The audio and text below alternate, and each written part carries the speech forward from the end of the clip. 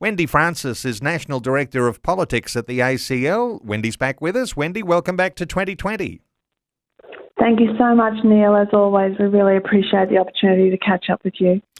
Wendy, as usual, there is a full agenda, and keeping us up to date on some of those things that are going on, empowering us to take some action too, that's an important element. Let's start with the Northern Territory and ACT push for euthanasia. Have you got some insight into where things are up to?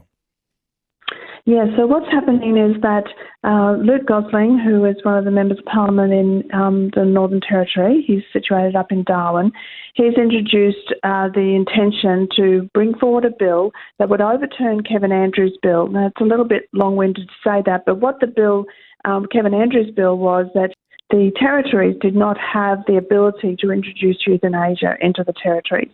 And, as we know, the territories are still under oversight of the Australian government, the federal government, and that goes hand in hand with the responsibility to advocate for the best interests of all Territorians, because the Commonwealth government still have the oversight.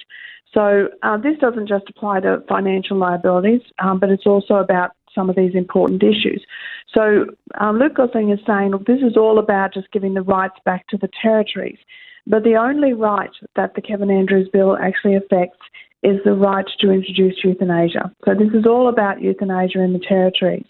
Our understanding is that it'll go straight through the lower house, and so our concentration is actually going to be in the Senate, where in the past, when this legislation has been brought forward, there have been at least 4 ALP senators who have voted against this. So we're hopeful that they will still vote. 3 of those 4 are still in the Senate. And so we're hopeful of that, because this is at a time when the Northern Territory particularly are experiencing, I would say, distressingly high rates of domestic violence, particularly in Indigenous communities. And euthanasia is one of those issues that Indigenous Australians actually do not want to go there. Their suicide rates are more than twice as high as non-Indigenous Australians, and so historically, Indigenous people have really grave concerns about what people are calling voluntary assisted dying, and it's assisted suicide or euthanasia, all these words, because they find it frightening, and it's actually at odds with their culture. And so what we're saying to the Commonwealth Government is, you want to listen to First Nations people, you're saying that you do, and we agree, we want to listen to First Nations people. Well, listen to their voices on this, because they are saying, why would they even go into Darwin for help, medical help, if they know the doctors can kill them? Now, that is definitely not the intention of the doctors in Darwin, but the fear is there for Indigenous people is, why would you give a doctor the right to be able to actually bring about somebody's death? So this is a big issue. It will come up very soon. Our understanding is it'll be probably in the first sitting of Parliament. So this is something that they just want to get through. So there's a challenging thing here. You're saying to the federal parliament, check the pulse of what will happen in Indigenous communities if this sort of legislation is allowed to go through.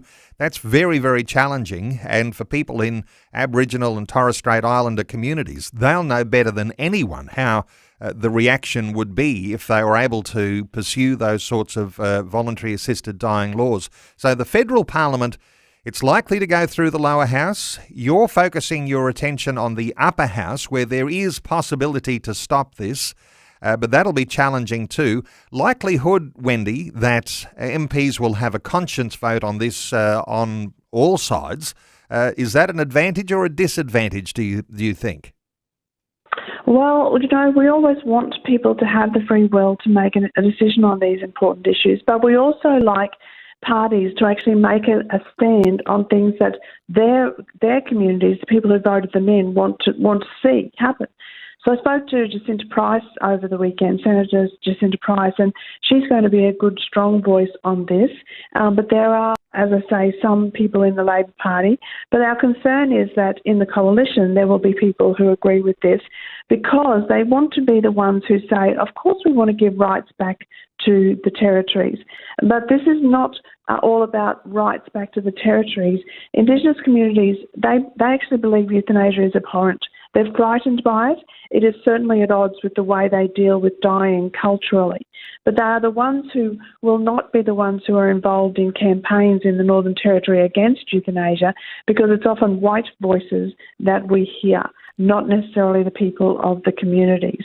And so, for me, this is actually a white preoccupation that will cause hurt to Indigenous Australians.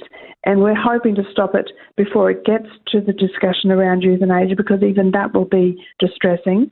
But it could end up just being straight to the territories to discuss euthanasia legislation. And we are hoping to invite and to hear from Indigenous voices in that discussion. And a little insight into what's to come, because the Attorney-General, Mark Dreyfus, is considering changing the law to allow doctors to give phone and telehealth advice to patients about voluntary assisted dying after pressure from the Queensland government. That sort of indicates what's coming, Wendy. Exactly, because at the moment there are laws against discussing suicide over the phone for obvious reasons. You can't even be there to stop that person jumping off the bridge. So, this is about suicide. So that has been a sort of a hard thing with euthanasia, because what it has meant that you can't actually discuss euthanasia over the phone because it is suicide. I mean, that it's so illogical to say that euthanasia isn't suicide when the law actually prevents it. So it's a very big concern that Mark Dreyfus is considering changing this law, because how do you really ascertain somebody's psychological sort of position that they're in? How do you really ascertain where they are and what their needs are before you give a green tick for them to actually be bumped off? It's actually really distressing. Yeah. This seemed to go under the radar, didn't it, when these laws were being passed in the state of Queensland? And as you really beautifully illustrate that there, someone's about to jump off a bridge. The typical thing might be for us, if we're nearby, to go and extend a loving, helping hand to someone. But in that case, someone's jumping off a bridge or jumping off the ledge on a high-rise building, you'd be breaking the law to help them. That's crazy, isn't it?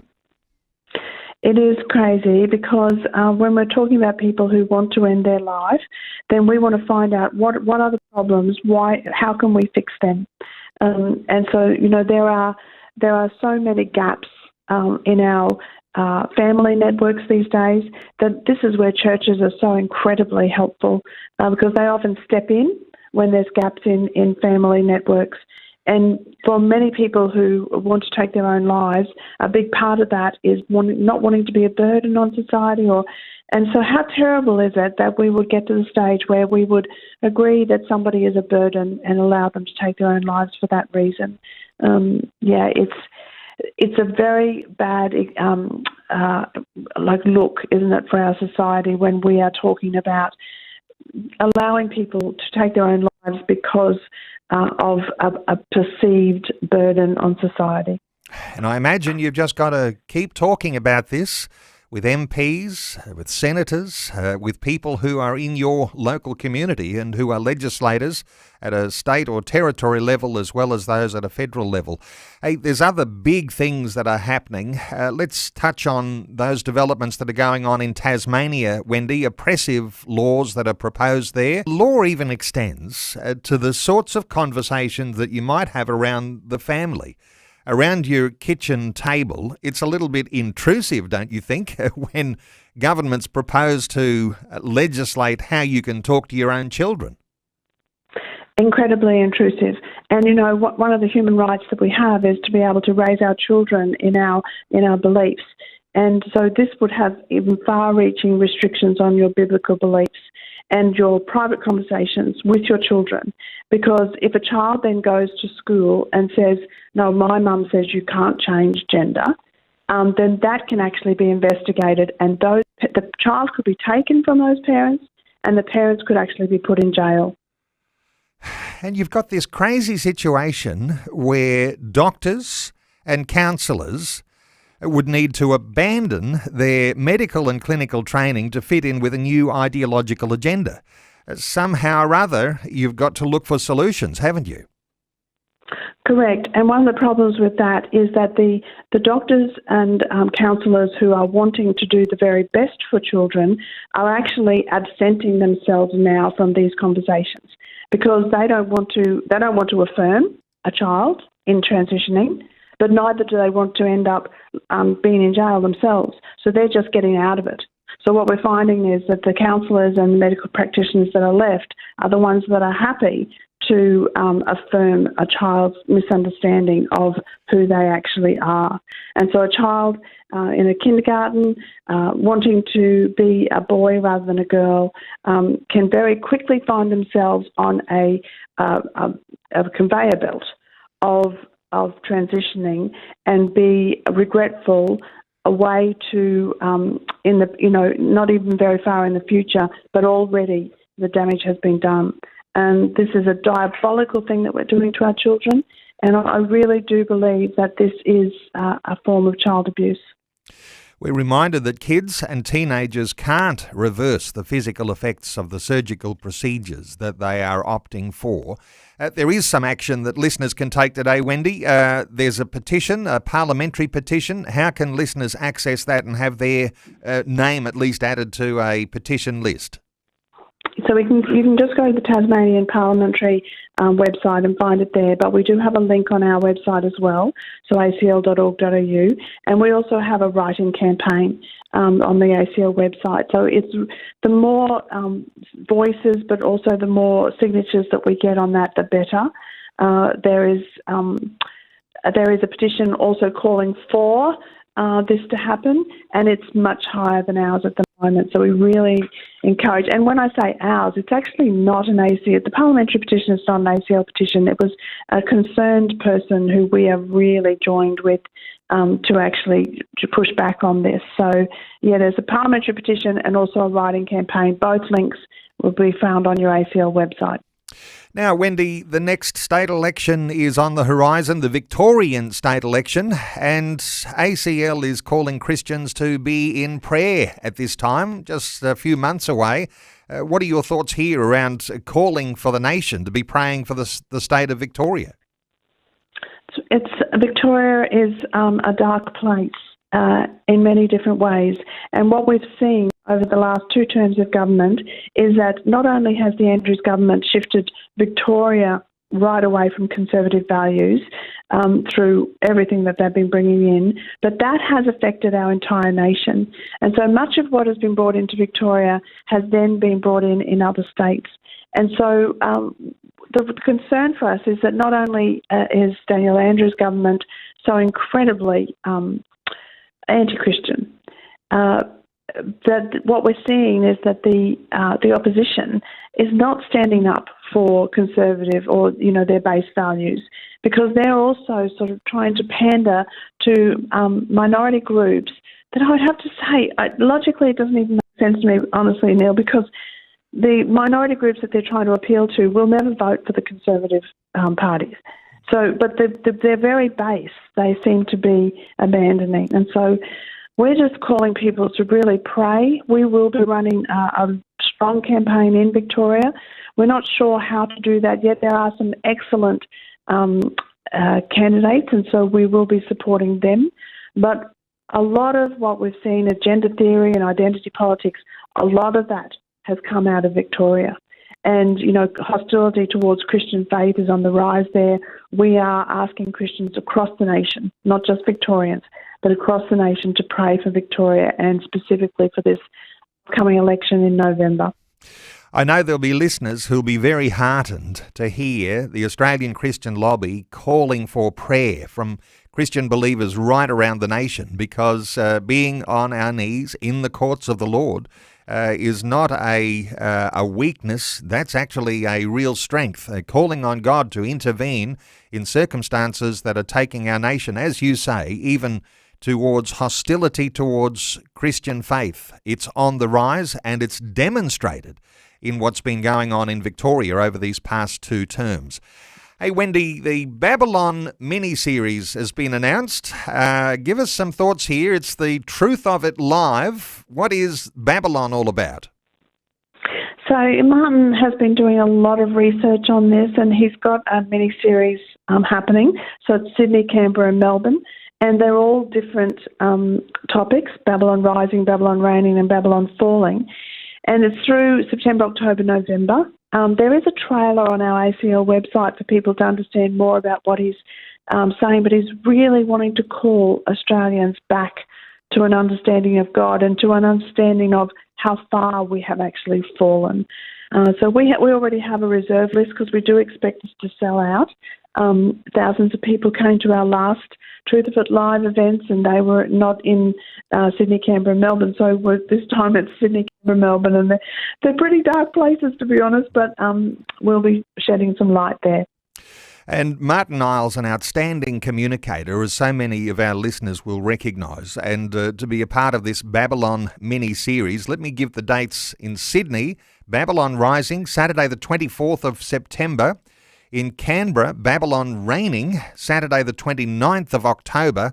And in Melbourne, Babylon Falling, Friday the 11th of November. Huge events. And no doubt, as has been the case in the past, where you've got venues booked and you've got such sellouts, you have to go and book a bigger venue. No doubt that'll be happening again today too. So for listeners to be a part of those events, there is a reserve list. As Wendy says, you can get first dibs on the tickets. Those tickets being released next month in August.